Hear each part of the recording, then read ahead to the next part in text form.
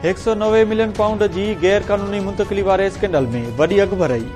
नेब PTI chairman समेत 22 अॻवाणनि खिलाफ़ जांच तेज़ करे छॾी।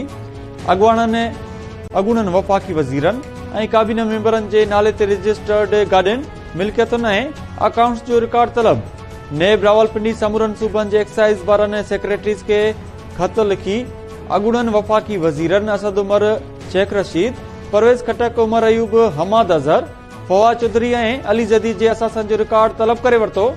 आज़म सवाती, फैसल वावडा, शफ़क़त महमूद, इजाज़ शाह, फ़रोग़ नसीम, खुसरो बख्तियार ऐं शीरीन मज़ारी समेत ॿियनि अॻवाणनि जी मिल्कियत जो बि रिकॉर्ड पेश करण जी हिदायत।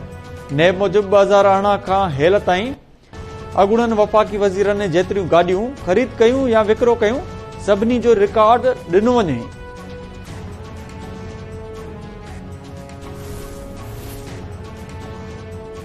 नेब अलकादर ट्रस्ट केस में पीटीआई चेयरमैन जी घरवारी बुशरा बीबी खे तलब करे वरितो।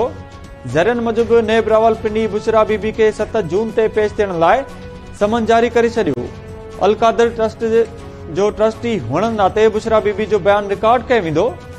नेब ज़रियनि मूजिब नेब जी नए कानून मूजिब बुशरा बीबी जो बयान हिकु गवाह तौर रिकॉर्ड कयो वेंदो।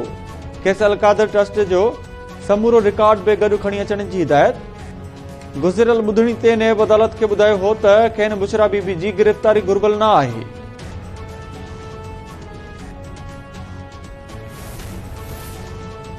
पीटीआई छॾींदड़ वधीक 3 अॻवाणनि पीपुल्स पार्टी में शमूलियत जो ऐलान करे छॾियो। लाहौर में देरो जमाए वेठल अॻूणे सदर आसिफ अली ज़रदारी खे सेंट्रल पंजाब मां पीपुल्स पार्टी में शामिल थियण जी ख़्वाहिश रखंदड़ वधीक 3 अॻवाणनि जी लिस्ट पेश।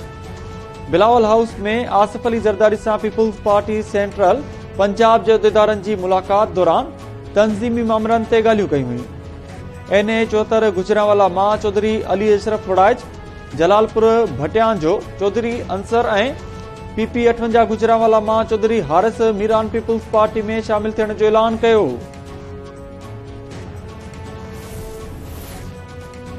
सीनियर सियासतदान जहांगीर तरीन ग्रुप जी नए पार्टी लाइ बेइम्कानी नाला साम्हूं अची विया। तरीन ग्रुप पारां अवाम दोस्त पार्टी ऐं पाकिस्तान इंसाफ पार्टी जा नाला तजवीज़। तरीन ग्रुप जे ज़रियनि मूजिब फ़िलहाल को नालो फाइनल न आहे थियो। मुशावरत जारी आहे। तरीन ग्रुप जे अॻवान नोमान लंगड़ियाल जो चवणु आहे त नई पार्टी ठाहिण सां गॾु कंहिं पार्टी में ज़िम थियण जो ऑप्शन बि मौजूदु आहे। जाली भर्तियुनि जे इल्ज़ाम हेठि गिरफ़्तार पंजाब जे अॻूणे वॾे वज़ीर चौधरी परवेज़ इलाही खे अदालत में पेश कयो वियो। एंटी करप्शन पंजाब असेंबलियुनि में जाली भर्तियुनि वारे केस में चौधरी परवेज़ इलाही खे पेश करे जिस्मानी रिमांड जी इस्तदा करे छॾी। लाहौर ऐं गुजरांवाला जूं एंटी करप्शन जूं अदालतूं ॿिनि केसनि में परवेज़ इलाही खे बरी करे चुकियूं आहिनि। ॿिनि केसनि में बरी थियण बाद गुज़िरियल ॾींहुं 3 केस में परवेज़ इलाही खे गिरफ़्तार कयो वियो हो।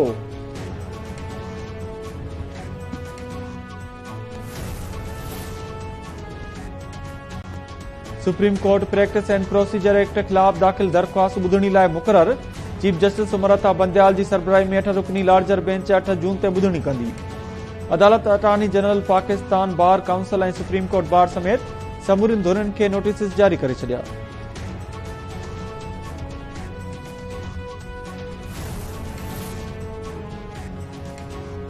वज़ीर आज़म शहबाज शरीफ़ चयो आहे त पाकिस्तान ऐं तुर्की विच में तारीख़ी पार्टनर सिस्टम बाबति ठाह सां नवां मौक़िया पैदा थींदा।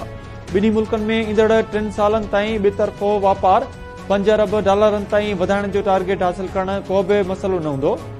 तुर्किया जे दौरे ते पहुतल वज़ीर आज़म शहबाज शरीफ़ तुर्क सदर रजब तैयब एर्दोग़ान, संदसि घरवारी ऐं वापारियुनि सां मुलाक़ातूं कयूं।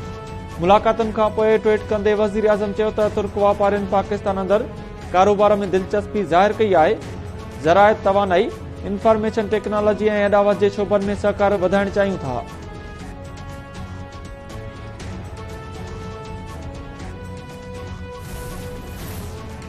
वफ़ाक़ी सरकार न्यूयॉर्क में क़ाइम पीटीआई जो होटल रोज़वेल्ट 3 सालनि लाइ लीज़ ते ॾेई छॾियो। सिविल एविएशन वारे वफ़ाक़ी वज़ीर ख्वाजा सद रफ़ीक न्यूयॉर्क जे सिटी एडमिनिस्ट्रेशन सां ठाह जी तस्दीक करे छॾी। लाहौर में प्रेस कॉन्फ्रेंस कंदे ख्वाजा सद रफ़ीक चयो त मुआदे तहत होटल जे 77 खां अलावा बाक़ी मुलाज़मनि खे नौकरी मां कढियो वेंदो। होटल जे विकिरे वारी कहाणी ख़तम थी वई। मुआदे सां $220 मिलियन जी आमदनी थींदी।